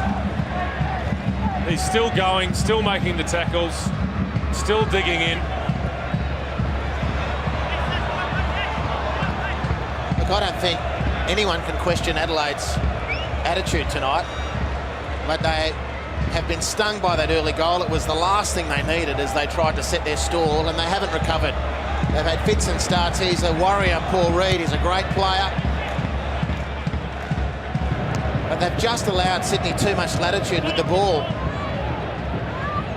That's been the decisive factor, pure and simple, after 71 minutes here at the Sydney Football Stadium. Cassio's ball, looking for Eunice, who didn't really challenge. Here's Cristiano. There's really no way through there for the Brazilian. Cheap turnover from Ushalik. Sarkis. Eunice was lurking. What an important interception that was. On the goal line by Fife again. Mate, that could have gone so horribly wrong. So horribly wrong for Fife. It's a good ball from Sarkis. That's an amazing touch at full stretch with a ball with pace on it. That own goal written all over it. Didn't it? What? Corner for the Reds. Jamison. Eunice with the header.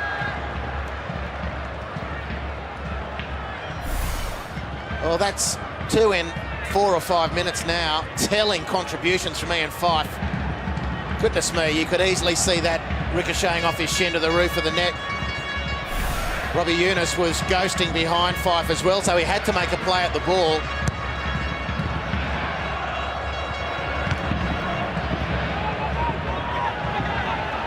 Here's Eunice.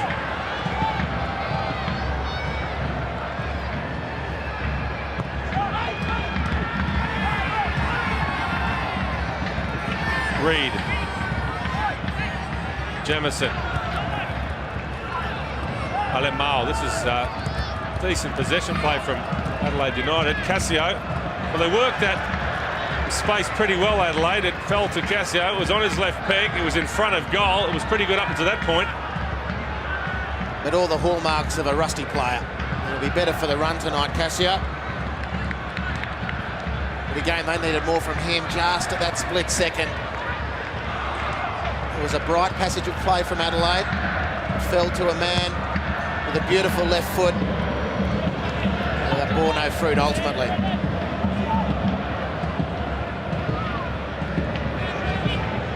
Valkanis. Here is Cassio.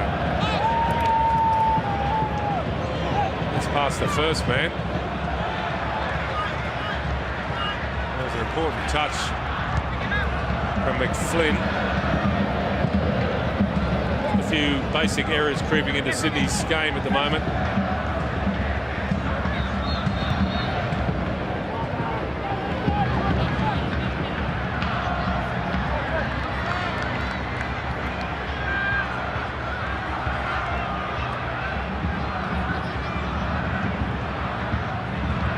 Shots off target, well, Adelaide 6-3.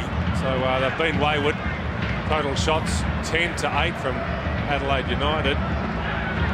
So I can't recall Clint Bolton making a real save in this game. So there's been a bit of hidden hope from Adelaide United. Wonder how much that close call with Cristiano, how much difference that would have made. Coat of paint denying the Brazilian. Here's Eunice.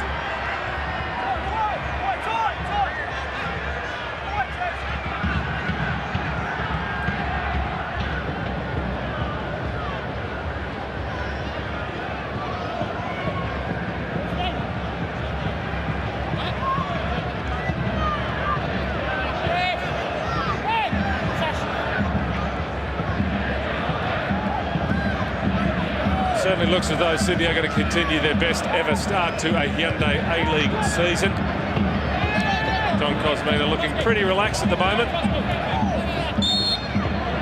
No real suggestion that this pendulum is going to swing dramatically.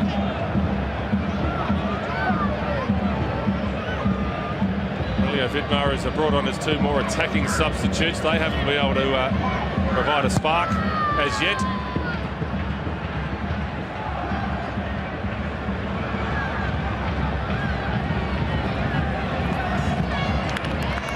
Too easy for Robbie Middleby there.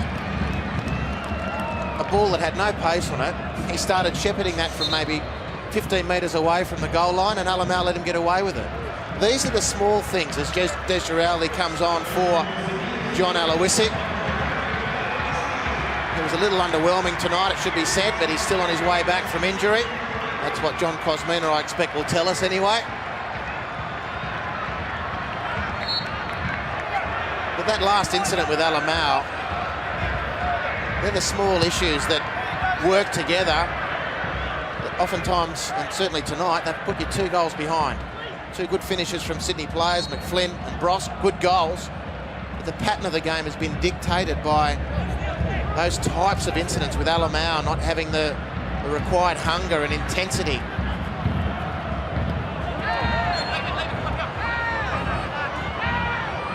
Well, a blank scoreline for John Aloisi, who has made it pretty clear he wants to be involved in that World Cup campaign at some stage. The national coach, Pim Verbeek, is watching. Whipped cross, decent cross, almost. Over the likes of Mushala, Bridge, under consideration as well for Verbeek.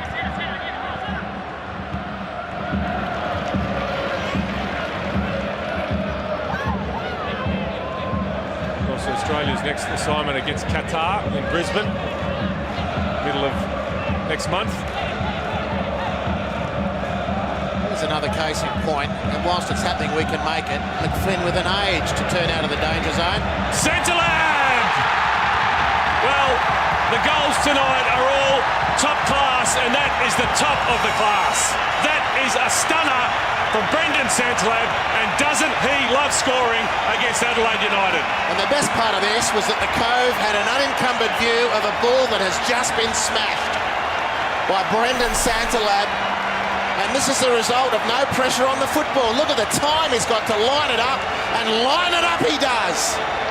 He's just swatting at flies, Eugene Galekovic. Nothing he could do as the night 90 flies into the back of the net. What a strike. Good reward for the Cove as well. What a view they had of that. And Adelaide, in truth, with themselves to blame. No pressure on the ball whatsoever, and you cannot conduct your affairs at the A-League level like that without getting punished. Well, he may not yet be a great goal scorer, Brendan Santalab, but maybe he's a scorer of great goals, because he doesn't muck around. His goals are all special ones, and that was as good as any from the substitute. And very, very comfortable now for Sydney FC. 10 minutes to go, a 3-goal cushion. To be fair to Adelaide, it's taken 3 very, very good goals to beat them. True. But each one of them was a manifestation of no pressure on the football carrier. Here's Cole. Maybe they sense blood now, Sydney FC. Here's Santalab. He goes for goal again. Why not?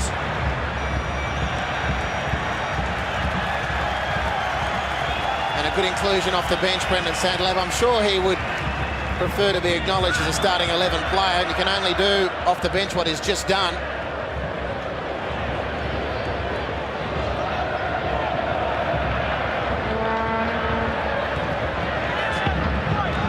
Cassio, closed down by Cole.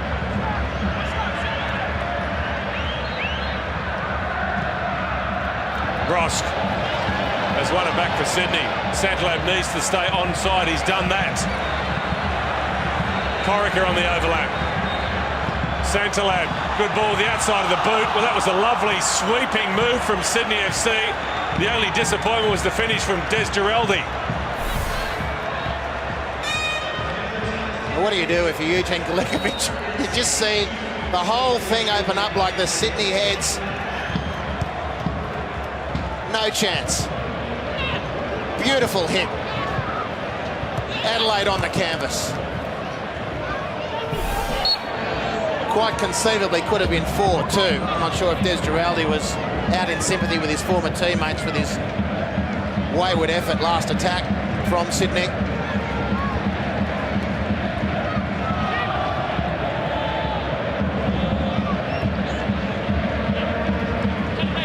Vidmar maybe having to stem the tide a little bit.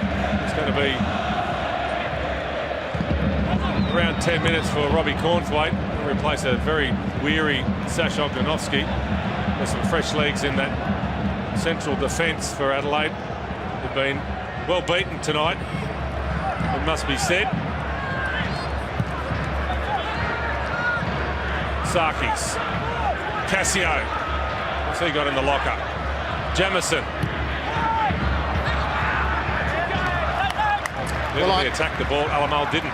I know Kashima coach Osvaldo de Oliveira arrives in Australia tomorrow. He's already been tapping up his Sydney networks, which do exist, to try and get a copy of tonight's game. I'm not sure if he will have learned much about Adelaide. We certainly hope not for Wednesday night. Pretty confident they'll be in a better state of mind for Wednesday. Ognenovski needs a rest. He's getting it. Found it tough going tonight, Big Sash. Robbie Cornthwaite onto the field.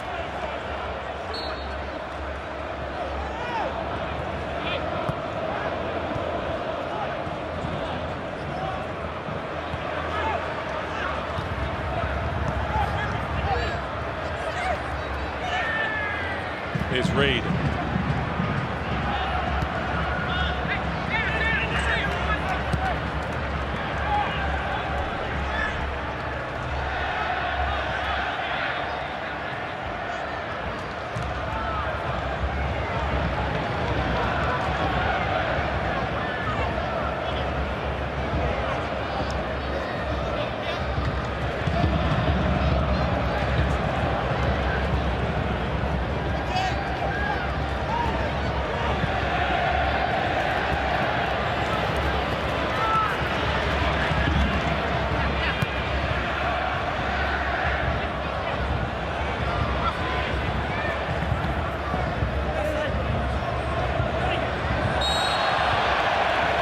free kick, Sydney.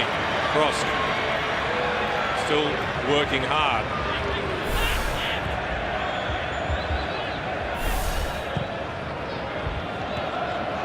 Maybe Sydney's best tonight, Alex Brosk. Worked very hard, got the goal. Good movement. There's Charlotte.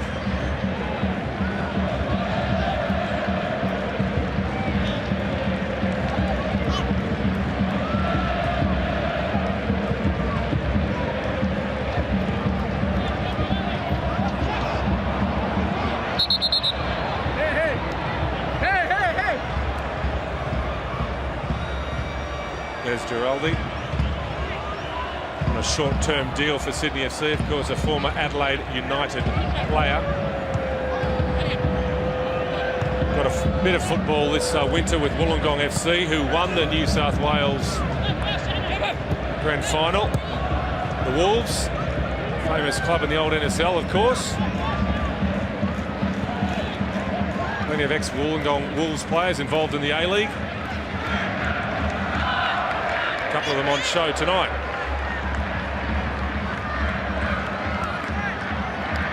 Just over 5 minutes remaining here at the SFS.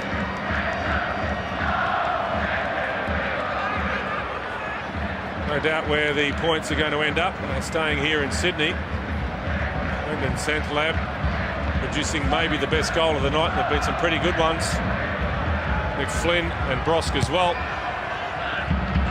That was a peach, though, from Santalab.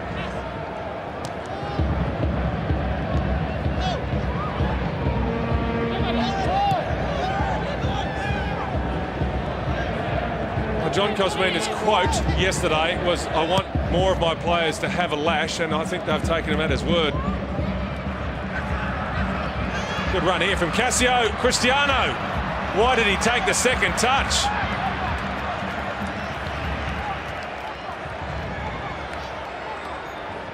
I would imagine Cassio's pondering the same question. Good surging run from Cassio, set it up so well for Cristiano, but he really lacked conviction. Alemão, the third of Adelaide's Brazilians.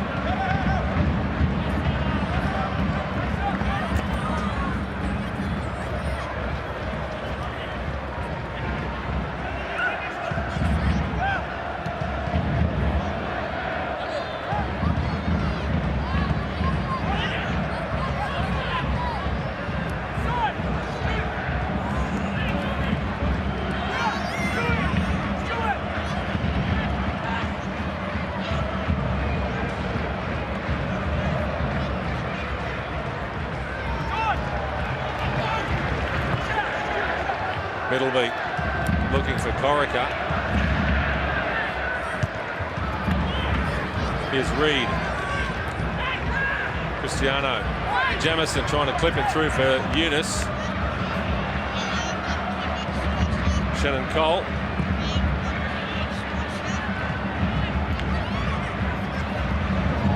Look at the room for Santalab on this left-hand side. He makes the run through the middle now. Corica.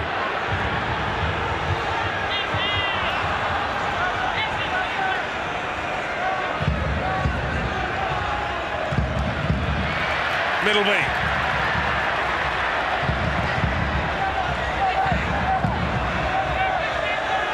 Away by Valkanis, only as far as McFlynn. Here's Corica.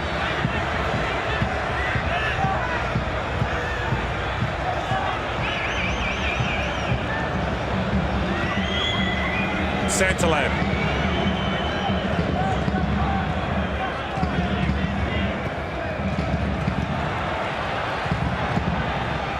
Middleby, and that's a tired challenge from Alemão, an unnecessary one.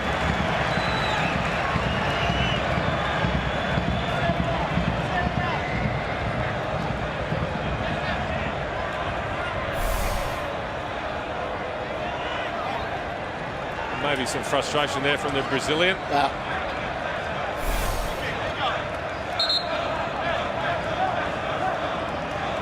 Well, Sydney make their final change. It's an early mark for Steve Corica, his 400th appearance as a professional tonight.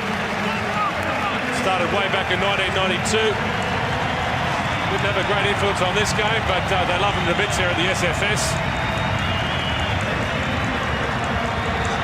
And it's a defender, Matt Yerman, who comes on for Sydney.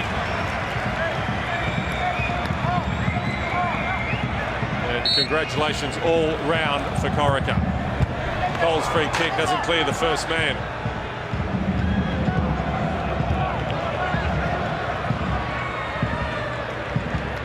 We're inside the final 60 seconds.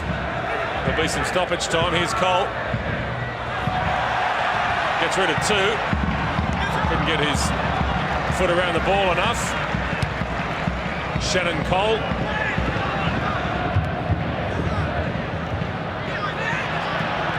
McFlynn. Lovely toe poke through for Brosk, who's onside. Giraldi wants it in the middle. Santalab there as well. It's going to be Giraldi.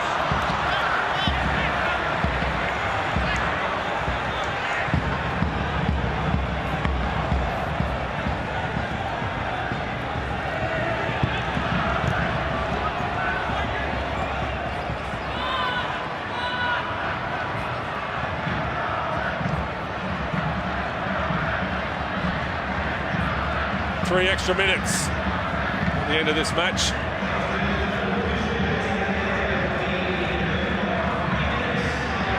Yerman.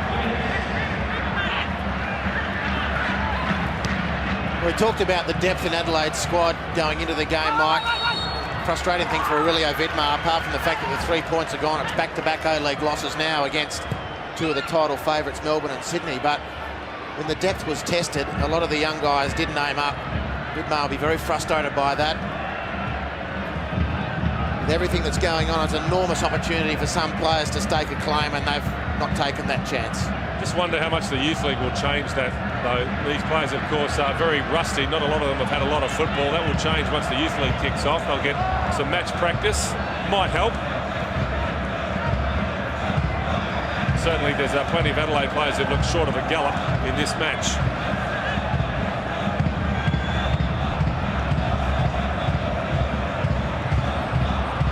Mistake from 5. Here's Cristiano.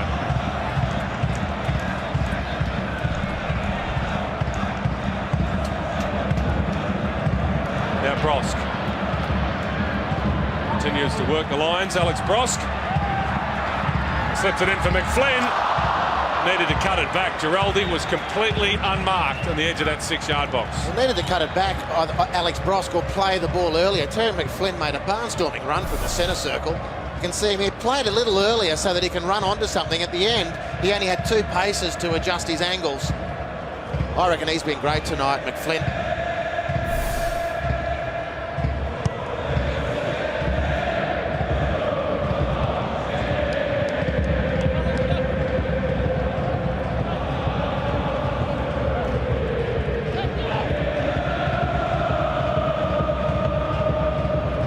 Cassio.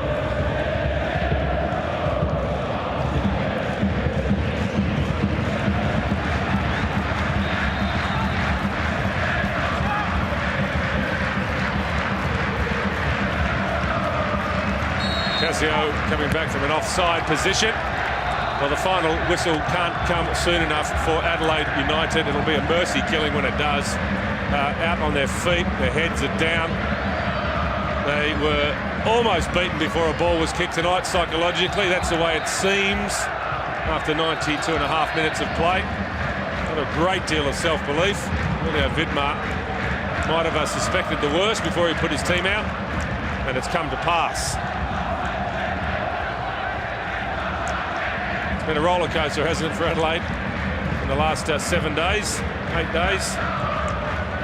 A loss to Melbourne, a loss to Sydney, intersected by that magnificent result in the Champions League against Kashima Antlers.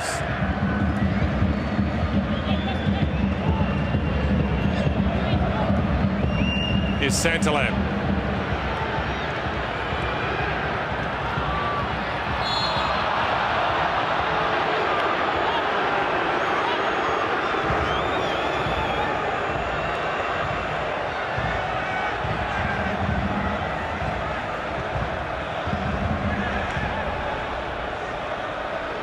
Well, 3 goals of the highest quality have delivered a result to savour for Sydney FC. It was never in doubt.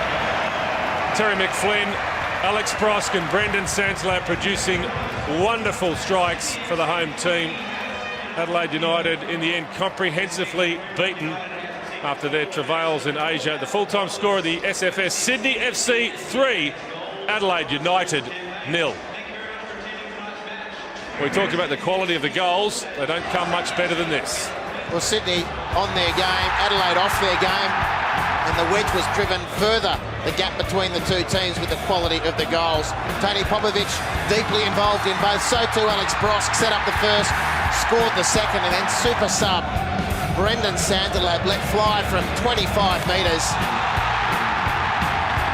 Great action. Yep, goals of the highest quality. The sort of goals we've seen Steve Corica produce over his career. The 400-game veteran Corica is with Mel McLaughlin. Captaining and scoring goals, there always seems to be some good reason to speak to you, but it's 400 tonight, a special occasion. It has been. It's been a great game. Obviously, the win's the most important thing. 3-0. Some great goals as well involved, and I think we dominated the game and we deserve to win. We'll get to the game in just a second. What about you, though? You've had a fantastic career so far at Sydney FC, leading goal scorer. Yeah, I'm hopefully not finished yet, Mel. Hopefully I've got a few more games left in me. Looking forward to the rest of the season. You're still playing great. As you said with the game, Sydney played well in patches, but even when it was pretty flat, there's some spectacular goals. Yeah, fantastic goal, the first one, especially by Terry McFlynn. And then Santalab come on and he scored another bomb like he did last season. So, it's good that we're scoring goals like that, but the most important thing, we're winning. And obviously the crowd's coming out to support us. Congratulations on 400. Plenty more to come, hopefully. Thanks, Mel. Thanks, Steve.